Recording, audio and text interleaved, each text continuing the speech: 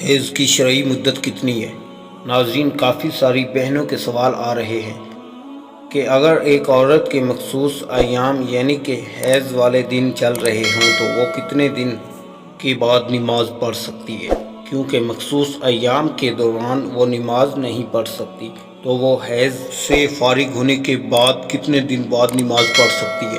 ناظرین، اگر آپ اس کا شارٹ میں جواب جاننا چاہتی ہیں تو وہ یہ ہے کہ ایک عورت کے جب مخصوص ایام ختم ہو جائیں یعنی کہ وہ حیض سے فارغ ہو جائے تو غسل کر کے نماز پڑھ سکتی ہے، لیکن چند ایک مسائل ایسے ہیں جن کا جاننا خواتین کے لیے بہت ہی ضروری ہے، کیونکہ کافی ساری خواتین کو ان مسائل کا پتہ نہیں ہوتا، جیسا کہ حیض کی شرعی مدت کتنی ہے۔ کافی ساری خواتین کو اس کے بارے میں علم نہیں ہوتا، جس کی وجہ سے ان کی کافی ساری نمازیں قضا ہو جاتی ہیں۔ ناظرین، کم سے کم جو حیض کی شرعی مدت ہے وہ 3 دن اور 3 راتیں ہیں، اور زیادہ سے زیادہ جو حیض کی شرعی مدت ہے وہ 10 دن اور 10 راتیں ہیں۔ اب اس بات کو سمجھ لیتے ہیں۔ مثال کے طور پر اگر ایک عورت کو 2 دن تک بلیڈنگ رہتی ہے، اگر 3 دن اور 3 راتوں سے پہلے بلیڈنگ بند ہوتی ہے تو یہ حیض شمار نہیں ہوگا، پھر وہ کسی بیماری کا خون ہو سکتا ہے۔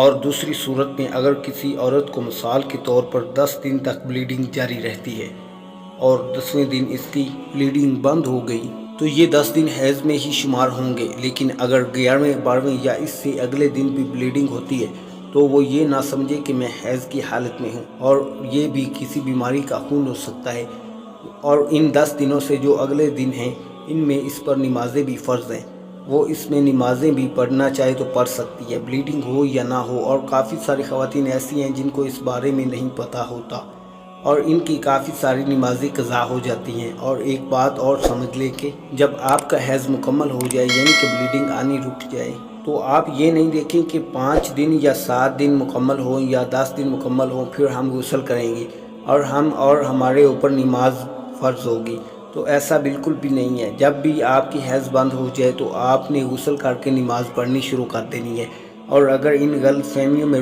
رہ کر اپنی نمازیں چھوڑ دیتی ہیں تو ان دنوں کی نمازیں پڑھنے کا اس پر گناہ ہوگا اور وہ نمازیں اس کی باقی رہ جائیں گی۔ اللہ تعالیٰ سے دعا ہے کہ جو کچھ سنا اس پر عمل کرنے اور اسے دوسروں تک پہنچانے کی توفیق نصیب فرمائی، آمین یا رب العالمین۔ اگر آپ کو یہ ویڈیو پسند آئے تو اسے لائک ضرور کیجیے، چینل کو سبسکرائب کیجیے۔ آپ کا بہت شکریہ۔ ملتے ہیں اگلی کسی نئی ویڈیو کے ساتھ۔ اللہ حافظ۔